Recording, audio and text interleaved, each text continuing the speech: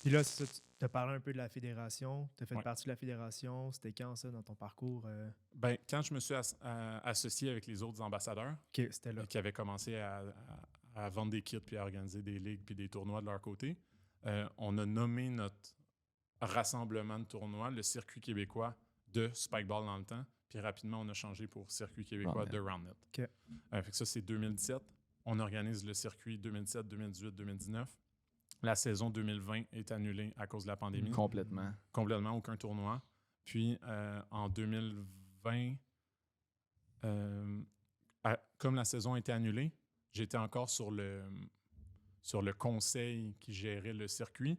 OK. Puis toutes les autres personnes, à cause de la pandémie, ils ont quitté le sport. Leur vie, la pandémie a fait en sorte qu'ils ont soit déménagé de Montréal, ils ont arrêté de jouer. Fait que je me suis retrouvé tout seul sur le conseil du circuit. Fait que j'étais là depuis le début. Wow. Là, j'étais encore tout seul 4 ans plus tard. Fidèle au poste. 3, 4. Fidèle au Exact. poste, ouais. Fait que là, je me suis dit, la pandémie, on n'a pas le droit d'organiser des tournois puis des rassemblements. Fait que c'est peut-être le moment de structurer plus le sport puis de faire de quoi de plus sérieux que juste un circuit de tournoi. Mhm. OK.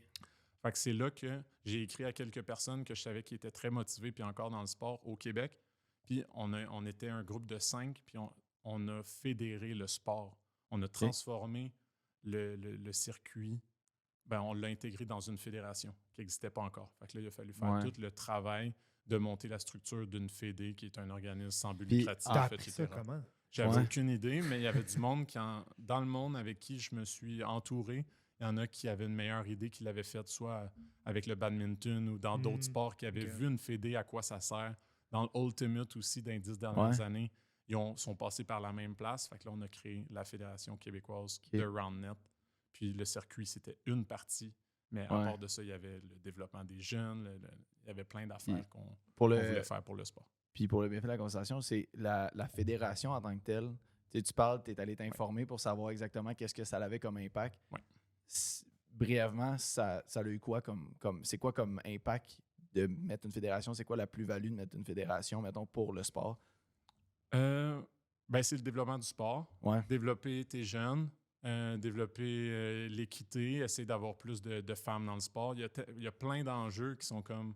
je sais pas comment dire, sont dans tous les sports. Ouais. Toutes les fédés ont un peu les mêmes objectifs de croissance, jeunesse, avoir des femmes qui font du sport. Parce que des hommes, ils vont être là dans ton sport, peu importe. Fait que tout ça, c'est des objectifs communs aux fédés. Okay. Sinon, fait que il faut que tu te commettes à certains objectifs que tu rapportes à, je sais pas, la fédération. Y a-t-il une entreprise mère qui gère toutes les fédérations du Québec? Ouais. Comment ça oui, fonctionne? exactement. OK. Qui gère? Tu peux être reconnu par le gouvernement, ta fédération. Okay, et là, ça te donne le droit à des subventions, des trucs comme ça. Okay. Puis l'autre chose que la fédération peut gérer aussi, là, j'ai parlé de trucs plus développement du sport, mais un autre truc qui aide les sports à se développer en général, c'est tes pros, tes joueurs élites.